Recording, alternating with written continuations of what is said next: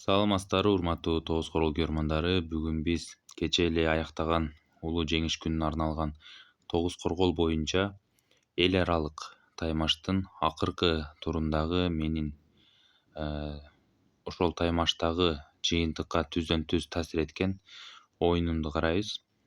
Бул видеодо ошол оюндагы каталарды жана варианттарды карап кетебиз. Анда эмесе доскага көңүл бурабыз. Ак тарапта Оралбай Эрдавлет ойноп атат. Казакстандын спорт чебери, 19 жаш арасындагы рапид түрүнөн Азия чемпиону. Кара тарапта мен Нурбеков Темирлан ойноп атам. Анда эмесе оюн 43 башталмасы менен башталды. Мен 98 жооп берип атам. Эрдавлет 99 алтат.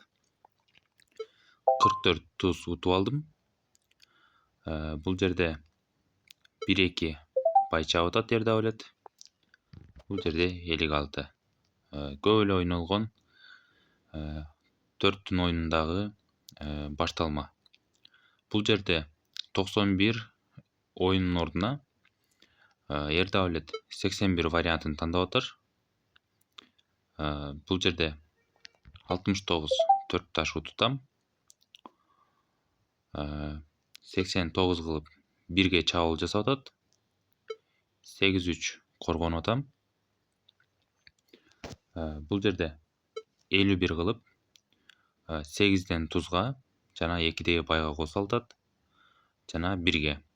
Бардыгына коргонуш үчүн 1ди таркатып атам. 39 8 таш утуп атат Эрдавлет. Бул жерде 1-2 кылып чоң гана 2ни коргоп атам.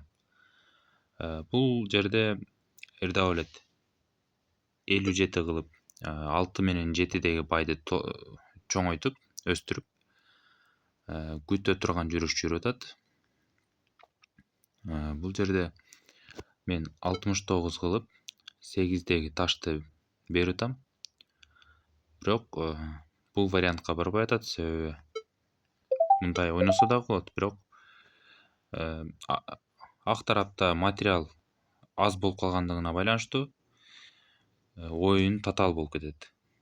Ошон үчүн бул вариантка Эрдавлет барбай, жөн гана 1-7 кылып 6 менен 7ни өстүрүп, кийинкиде ошолордун жардамы менен туз кармаганга кетип атат. Бул жерде мен жөн гана 91 корголду алып, кандай десем, атырыв таш айырмачылыгын азайтып, ошол эле 9ду ачып, койрук тарабын тазалап, ошол мүнөздө 91 жеп атам. Бул жерде 5ти жүрүп, Эрдавлет дагы күтүп атат. Мен бул жерде 4тү качып кетем, себеби 4тү жүрбөй башка жүрүш жүрсөм, 2ни жүргөндөн кийин 3 кармалып калат. 3тү качсам 4 да кармалат. Ошон үчүн алдын ала 4тү качып кетем.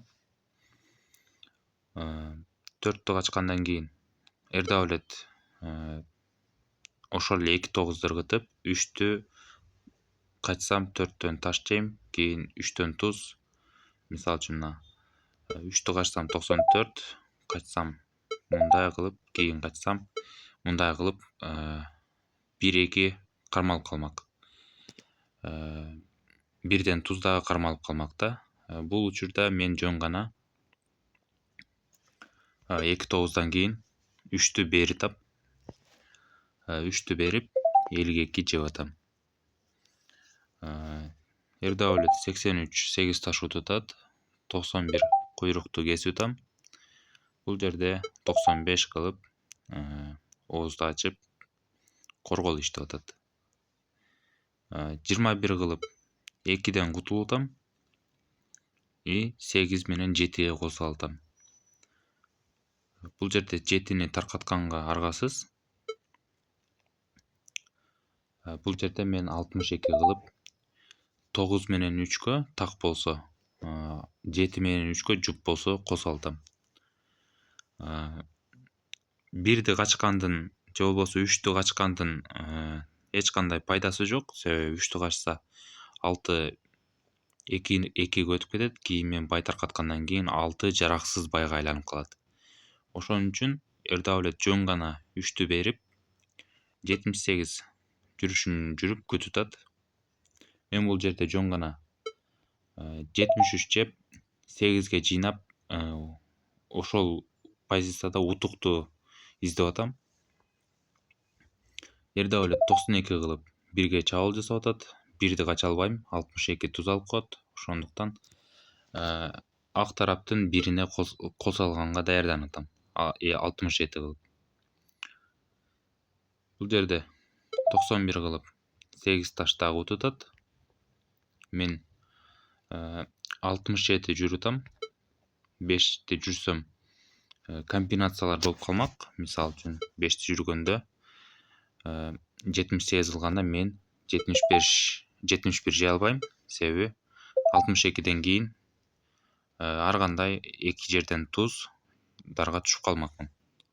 Ошондуктан бул варианттан качып жөн гана 67. Эрдавлет ошол эле 78'ди кылтат. 71 жеп атам. Эрдавлет 2-3 кылып 5'ти жүргөндү күтүп атат. Эгер мен мисалы үчүн ушул жерде байкабай 5'ти жүрүп койгонумда 62ден кийин 2 жерден тузга түшмөкмүн. 8'ди таркатканда дагы 6дан туз болуп, ак тарап утукка жетип кетмек. Бул жерден тузду көрүп 49 ойноп атам. 2 жерге чабуул жасап атат ак тарап. Аргасыздан 5'ти берем. 85 6 таш утуп атат. 1-2 качып туздан качтам. 92 жеп атат. 1-2. Бул жерде Эрдавлет 2-3 ойноп атат. Ушул жерде мен жүрүштү эсептесем 36 37 38 болгон жүрүштөр. Менде 38 жүрүш болгондуктан хотма хот мен утам деп 8'ге жыйнаган вариантка кеткем. Жөн гана 1'ди берип, 1'ди бербесем мисалы үчүн 79 мисалы үчүн кубалаганда качабыз, кийин 3'тү кубалаганда 3'тү качканда бүктөлүп калмакпыз, же болбосо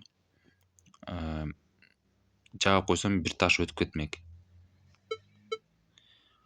Ошон үчүн мен жүрүш 8'деги байды таркатпаш үчүн жана жүрүштү кыскартпаш үчүн бул жерде жөн гана 91 берип, хотма хот утам деген ойдо 79 ойногом. Бул менин катачылыгым болот. Муну дагы түшүндүрүп кетем. Бул жерде Эрдавлет 91 бир коргол утуп, мен 67 ойноп атам. 79 46 89 78 89. Бул жерде Эрдавлет дагы 92 утуп алат. 1-2 качканга аргасызмын. 78 68 67 38 59. Бул жерде дагы 2'ни кача албайм. Себеби качканда 3'тү кубаласа бүктөлгөнгө туура келет. Бул бүктөлгөндөн кийин мен 8'ди таркатып калам. 8'ди таркаткандан кийин ак тарапта набор чыгып кетет. Ошондуктан дагы таш бергенге аргасызмын.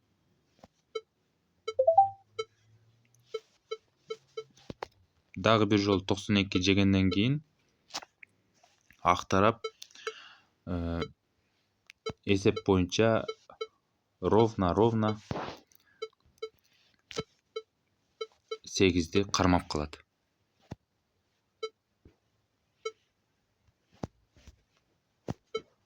Мен сиздерге көрсөтүп кетейин азыр.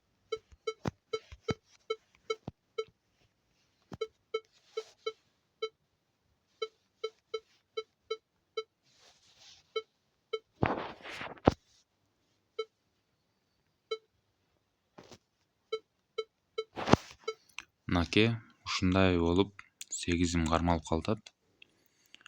Бул вариантты алдын ала көргөндүктөн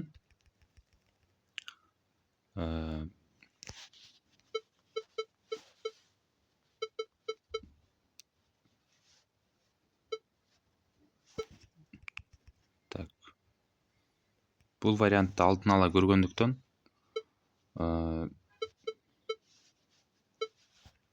8 таркатсам жөн эле утулмакмын.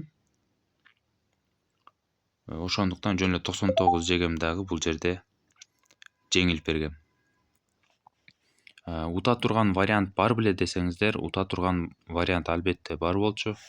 Бул жерде эрдабулет 2-3 жүргөндөн кийин мен бул жерде 8-ди калтырып жүрүштөн утканга аракет кылбай 9га байды ташты салып, кийин 9ду таркатып жүрүштөн утуп кеткенге аракет кылышым керек эле. Ал кантип десеңиздер, мисалы үчүн 1ди качам, 7-9 кылып кубалайт, 79 кылып 9га ыргытам 7-ни. 8-9 кылганда 2-3 качам. Бул жерде 8-9 кылып ак кубаласа качып кетебиз. 9-3 жесе болбойт. Эртерээк оозу дагы жабылып калат. Ошого аргасыздан ак тарап 92 жейт. Жок дегенде коргол иштеш керек. 1-2 качабыз. 8-9 ак тарап ойнойт. Бул жерде 46 дагы жүрүп ойной берсек болот. Биздин бүктөгөнүбүз үчүн ак тараптагы бүктөсө болот жүрүштөрүн. Бул жерде дагы 39 кылып 2 таш жедиришибиз керек аргасынан. Муну ак тарап жеп калыш керек. Качат кара тарап, ак тарап 9га алып келе берет корголдорду. Ошол убакта биз 9га корголдорду ыргытып, 9ду кийин чачканда бизге жүрүш таштай турган кылып даярдай беребиз.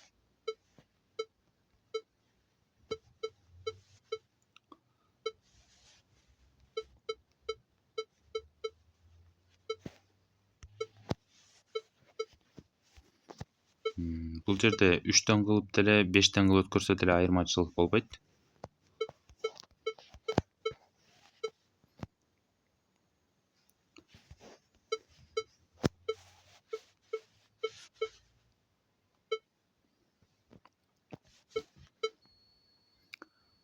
Бул жерде 8ге салып деле койсок болот. 9дан айланып келип түшкөн коргол бизге жетет.